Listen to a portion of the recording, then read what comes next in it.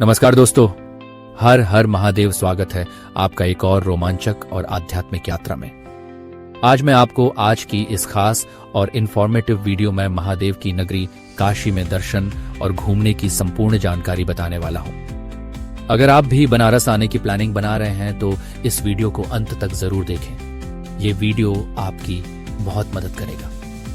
आज हम चलेंगे एक ऐसे शहर की ओर जो सिर्फ एक शहर नहीं बल्कि एक जीवन शैली है। जी हाँ, आज हम बात कर रहे हैं बनारस यानी काशी यानी वाराणसी की। एक ऐसा स्थान जो मृत्यु को भी मोक्ष बना देता है, जहां गंगा की लहरों में आस्था बहती है, जहां हर गली में इतिहास सांस लेता है। दोस्तों, अब हम बात करेंगे कि बनारस कैसे पहुंचे। हवाई मार्ग की बात करें तो बनारस का निकटतम airport Lal Bahadur Shastri international airport है, जो कि बनारस शहर से 24 किलोमीटर की दूरी पर स्थित है। आप बनारस एयरपोर्ट से प्राइवेट टैक्सी करके बनारस पहुंच सकते हैं। दिल्ली, मुंबई, बेंगलुरु, कोलकाता, हैदराबाद जैसे भारत के प्रमुख शहरों से बनारस के लिए सीधी फ्लाइट उपलब्ध है। अब बात करते हैं रेलवे मार्ग की, जो कि सबसे अच्छा और सस्ता मार्ग माना जाता है। बनारस में 3 मुख्य रेलवे स्टेशन हैं: वाराणसी जंक्शन, मंडुआडीह स्टेशन और काशी रेलवे स्टेशन। दिल्ली, लखनऊ, पटना, कोलकाता, जयपुर, अहमदाबाद जैसे मुख्य शहरों से यहाँ के लिए सीधी ट्रेन मिलती है।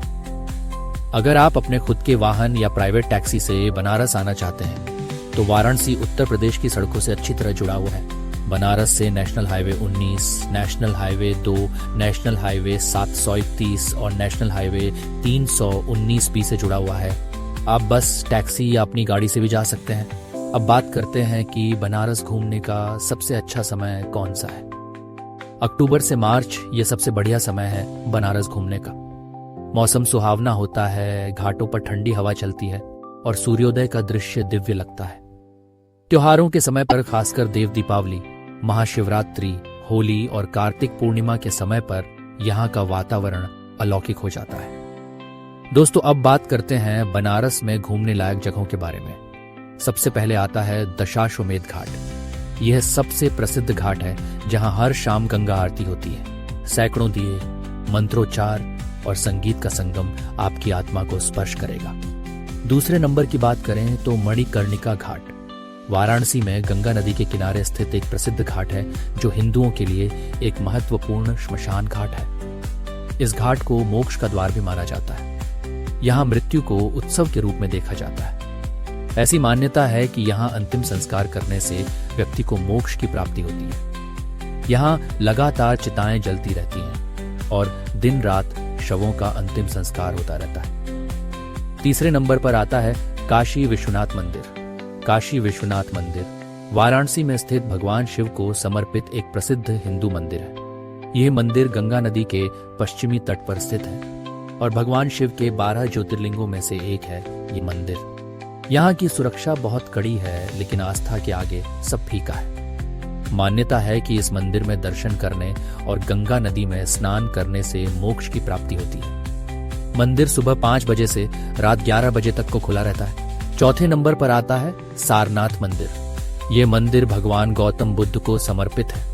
यहाँ भगवान गौतम बुद्ध ने ज्ञान प्राप्ति के बाद अपना पहला उपदेश दिया था, जिसे धर्मचक्र प्रवर्तन कहा जाता है। 5वें नंबर पर आता है रामनगर किला।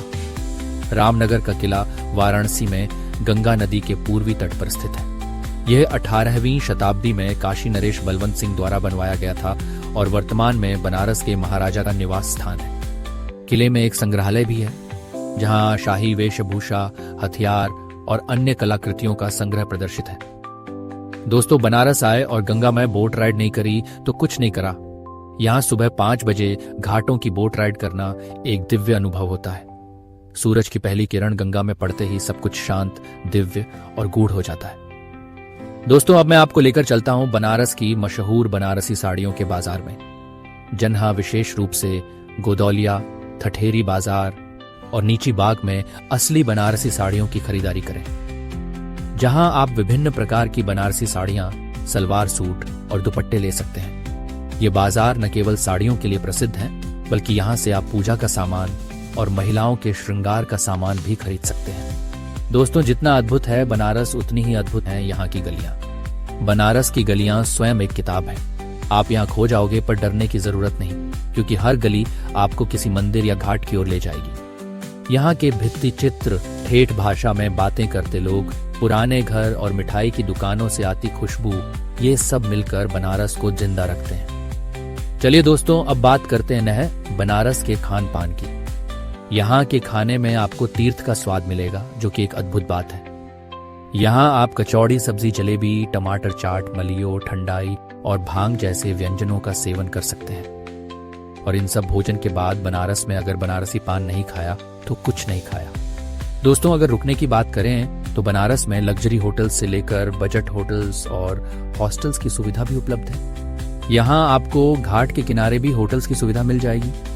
अब बात करते हैं कुछ जरूरी सूचना की, जो आपको बनारस में ध्यान रखनी है। मंदिरों में जाने से पहले कपड़े मर्यादित होना बहुत जरूरी है। फोटोग्राफी घाटों पर ध्यान से करें, खासकर श्मशान घाटों पर।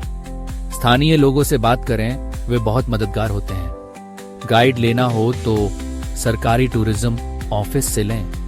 भीड़ भाड़ से इससे सावधान रहें और जेब खतरों से बचें। बनारस सिर्फ एक जगह नहीं, अनुभव है। बनारस में आकर आपको समय का कोई आभास नहीं होगा। ये शहर आपको अपने अंदर खींच लेता है। यहाँ सिर्फ यात्रा नहीं होती, आत्मा की खोज होती है। गंगा की लहरों में बहते हुए लोग कह उठते हैं, ना जाने क्या बात है इस मिट्टी में जो हर बार खींच लाती है। तो दोस्तों, ये थी बनारस की पूरी यात्रा, एक आध्यात्मिक, सांस्कृतिक और स्वाद भरी कहानी। अगर आपको ये वीडियो पसंद आया हो तो लाइक, शेयर और सब्सक्राइब करना न भूलें। कमेंट करके जरूर बताएं कि आप बनारस कब जा रहे हैं और सबसे ज्यादा कौन सी चीज आपको आकर्षित करती है।